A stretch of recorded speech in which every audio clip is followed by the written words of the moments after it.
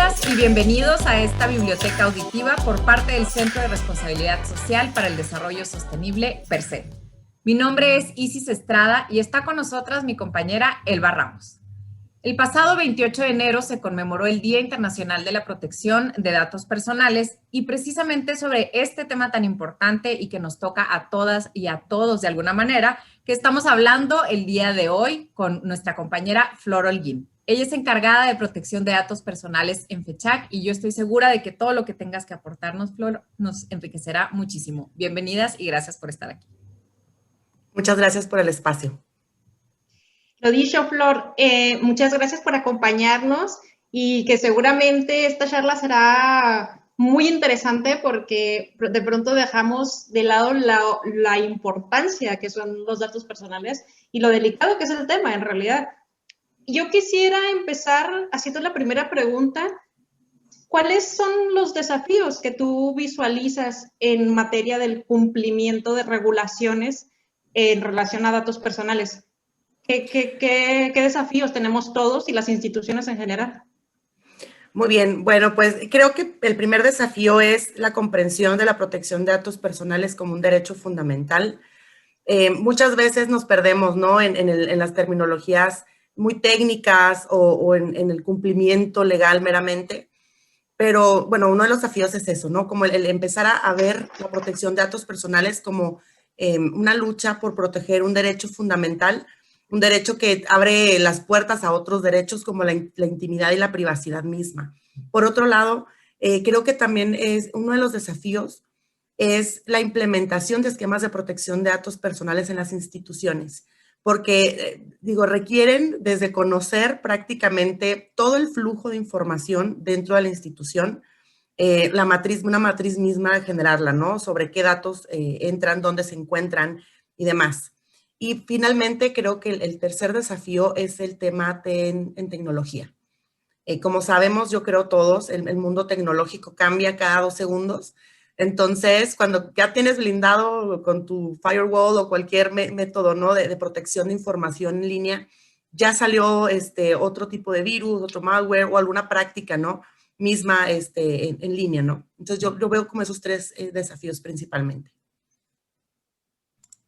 Oye, Flor, y justo me parece bien importante lo que mencionas porque sí es un tema de sensibilización y de informarte y ahorita en esta era en la que a todo le damos a aceptar sin leer, yo creo que esta actitud de no darle tanta importancia a lo que viene siendo tu derecho se empieza a traducir también en cómo se pueden desarrollar algunas políticas. Y en este sentido, me gustaría que nos mencionaras cómo se relaciona este tema de la privacidad con la planeación estratégica, por ejemplo, o bien la implementación de políticas de integridad.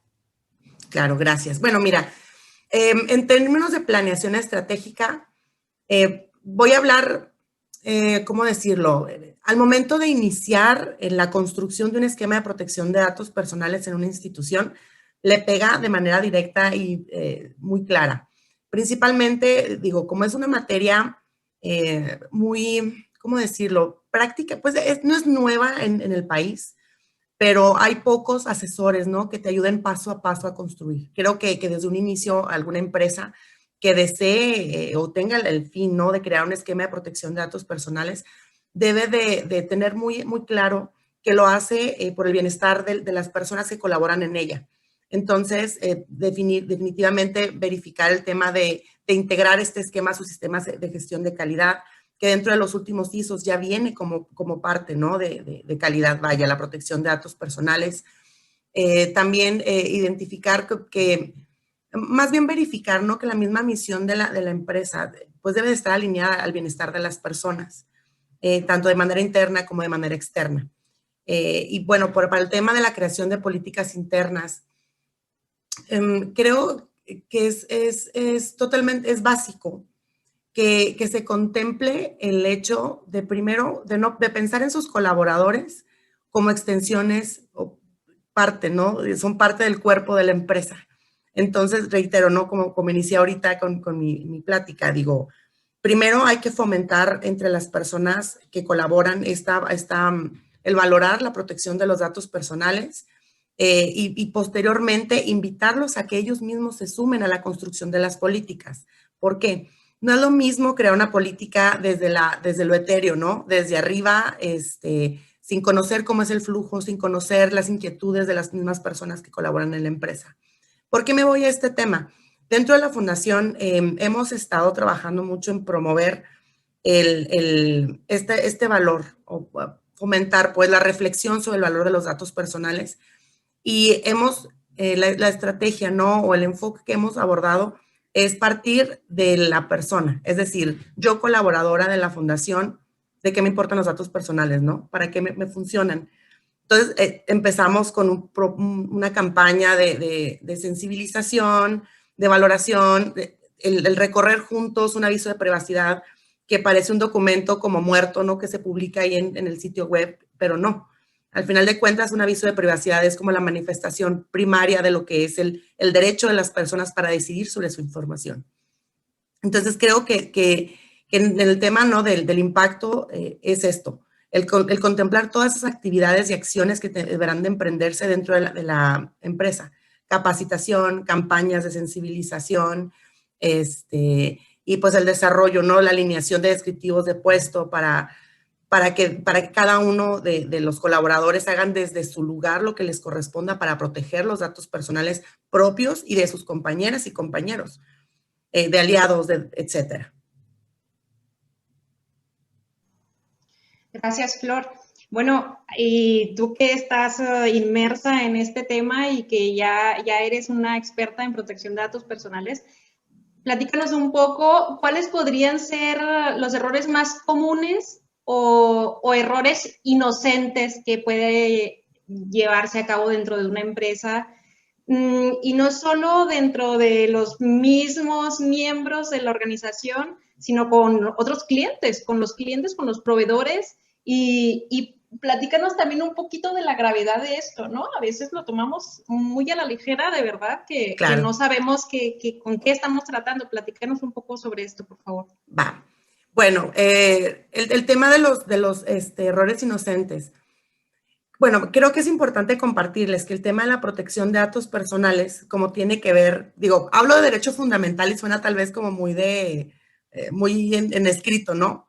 A grandes rasgos a lo que me refiero con derecho fundamental es que una violación o una desprotección de los datos personales pueden vulnerar la dignidad de una persona. Entonces, por lo mismo, es importante que las empresas generen ecosistemas para la protección de datos personales, de manera interna y de manera externa. Entonces, digo, yo creo que de las fallas, pues, ¿no? Más comunes, es el generar tal vez contratar algún servicio con algún proveedor y no agregar un clausulado de protección de datos personales dentro del contrato, ¿no?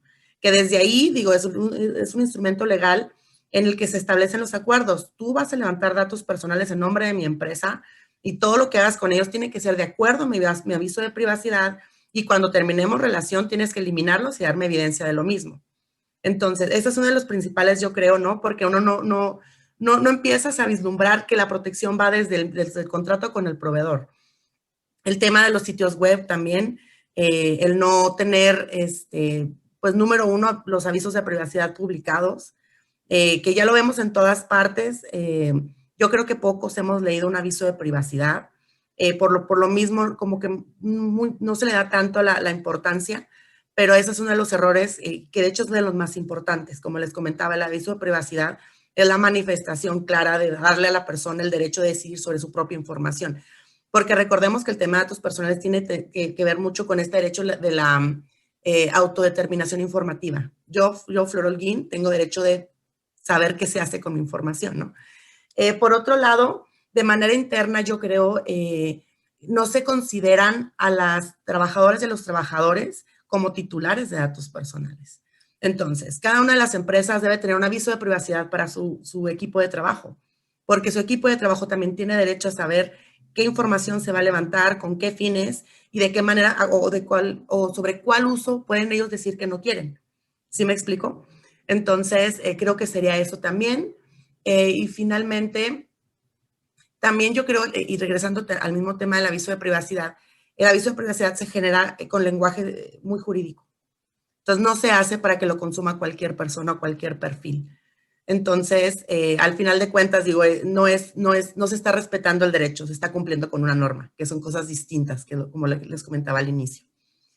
Y bueno, digo, por el momento ahorita lo que se me viene en mente, el tema de la transferencia de datos personales también es un tema muy importante.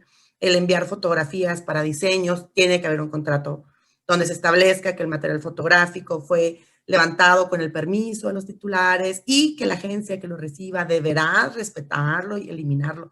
Y regreso un poquito a lo mismo, ¿no? Creo que las empresas tienen una oportunidad maravillosa para promover la protección de datos personales con sus proveedores y con sus mismos clientes. Y bueno, a grandes rasgos.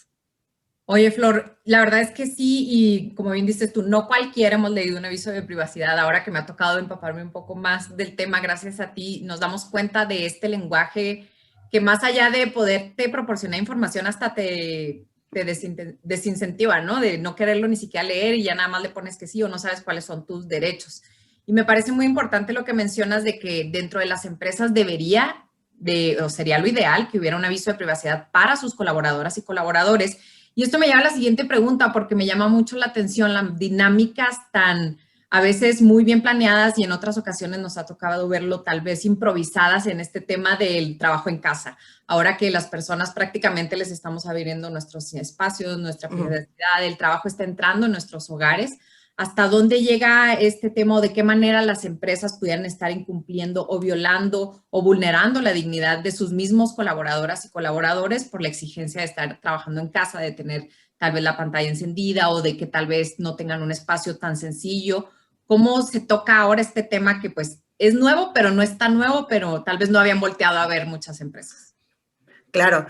Mira, en términos de protección de datos personales, y más digo, que ya son sesiones grabadas por el tema de la distancia y demás.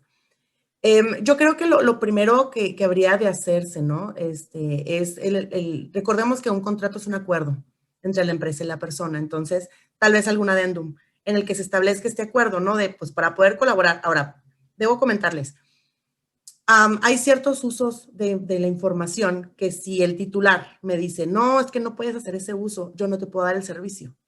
Si me explico, o tal vez el no tener esa información tuya no me permite colaborar contigo. Entonces, también hay que tomarlo eso en cuenta. También las empresas que lo tengan como claro, ¿no? O sea, el tener la prioridad de la información. El uso de la información tiene que ver con su razón de ser. Tampoco es que estén desprotegidas y que no puedan hacer uso de los datos, sino que al momento de hacer el acuerdo con su colaborador y decirle, oye, yo para seguir funcionando en este mundo digital y ante esta pandemia, tengo que buscar nuevas formas o canales de comunicación o canales para hacer trabajos en equipo. Entonces, a grandes rasgos, es hacer un acuerdo, hacer un adendum tal vez al contrato, ¿no? En el que la empresa diga, para poder seguir trabajando juntos y lograr nuestras metas como empresa, hace falta que hagamos este acuerdo para colaborar en casa. Ahora, voy a meterme tal vez en un tema de salud. Los datos de salud son datos sensibles. Son datos muy, muy sensibles, ¿no? Que deben ser mega protegidos. Todos deben ser protegidos, pero los sensibles muchísimo más.